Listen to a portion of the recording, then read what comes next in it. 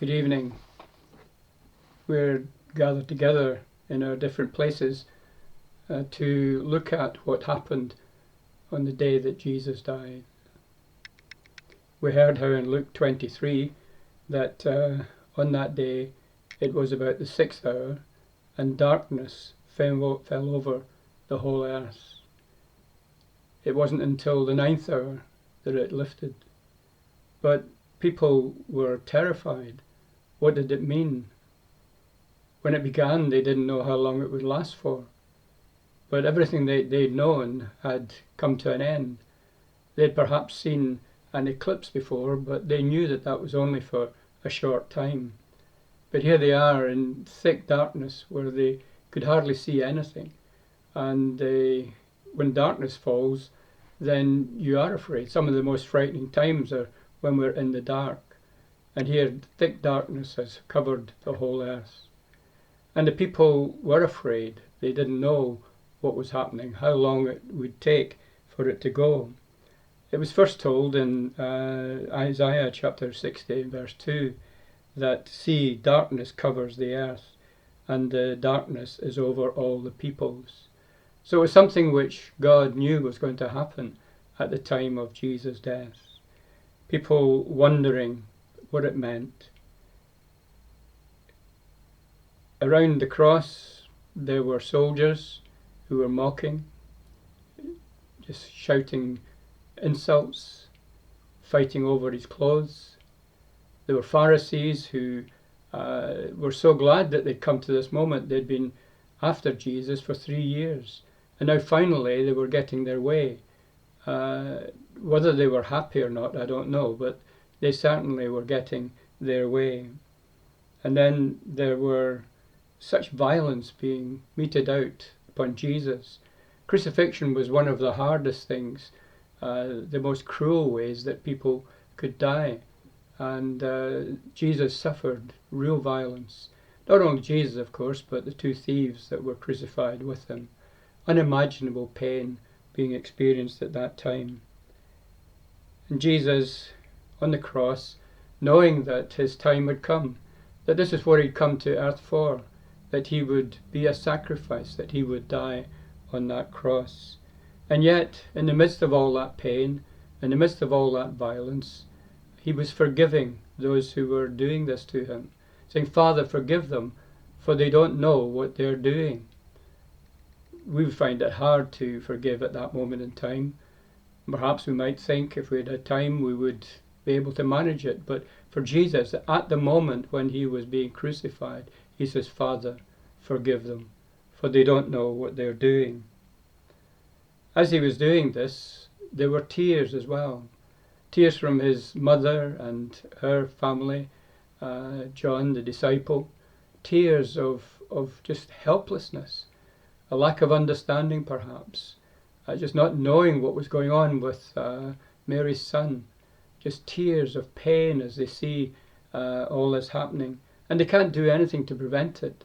They can't even comfort him. He was high up on a cross, way above their heads, and there was just nothing that they could do.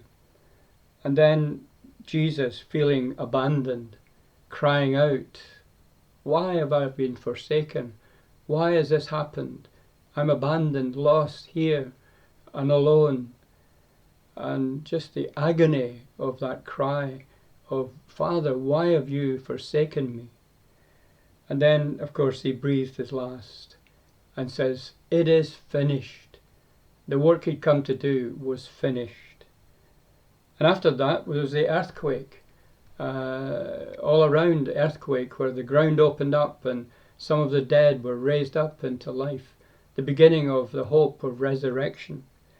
There was the soldier on the centurion who said, surely this was a righteous man, or as Matthew has it, surely this was the Son of God. And so a mysterious event, something which had not happened before, that Jesus, the Son of God, had come and he was dying on a cross. There are parallels with today in some of the things that happen there. At the moment, darkness seems to have fallen over the whole earth. Every country in the world almost is at some stage in the progress of this virus. Fear and death are everywhere. That people are asking, how long is this going to go on for? We're asking government, will it be next week when we can be free of all this lockdown? But we don't know. We don't know how long it's going to go on. While there's death and the fear of death, then it goes on. And we have the tragedy of people who are dying alone, people who are in intensive care where they can't have their family visit, no one there, their loved ones to comfort them. It's an agonizing situation for those who are in the hospital and for those who must stay apart and feel the dreadful sense of loss that they are not going to see their loved ones again in this lifetime. And not even been able to have a funeral. Someone else has to take the body away and bury it in many cases. Sometimes maybe a funeral, but increasingly people are having to just leave their loved ones there and they'll be taken care of. This happened to Jesus as well, that it was Joseph of Arimathea and Nicodemus who took the body away, who disposed of the body in that tomb where the body of Jesus would lie. Today, many are asking questions. Many are wondering, what does this all mean? What is going on? What can we learn from all of this? Well, I do believe that God is speaking. And God is saying that things must change. That there must be a change in what's going on. That the world has to become a more equal place. There must be more respect for everyone. That we cannot go on in the way that we've gone, with the rich nations becoming richer, the poor nations becoming poorer, that within nations that the rich prosper and the poor suffer. God is surely shaking the nations and calling us to a place of reflection on what is happening, to see why so much suffering, and that we would no longer go in the ways that we've gone. Whether we take the lessons, whether we listen to God or not, I do believe that He's calling us to radically change, each one of us, to radically change the way we live, but for countries, whole countries, to reevaluate and change the way that injustice has been allowed to get on so far and so wide. I think He's also calling us to think again about the death of Jesus, calling everyone at this Easter time to think again as why Jesus came. Who is this man who died on that cross? Who is this man who gave himself for others, who demonstrated such love? Greater love has no man than this, that he would lay down his life for his friends.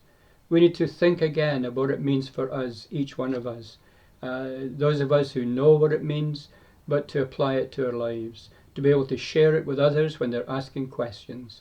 This is a crucial time, and we're in the midst of something which none of us have known before, and never seen the whole world being caught up like this, apart from maybe over 100 years ago. But now we're in this place. Are we going to reevaluate the way we live, change the way we live, call for change in our countries, that we might see that justice being re-established upon the earth?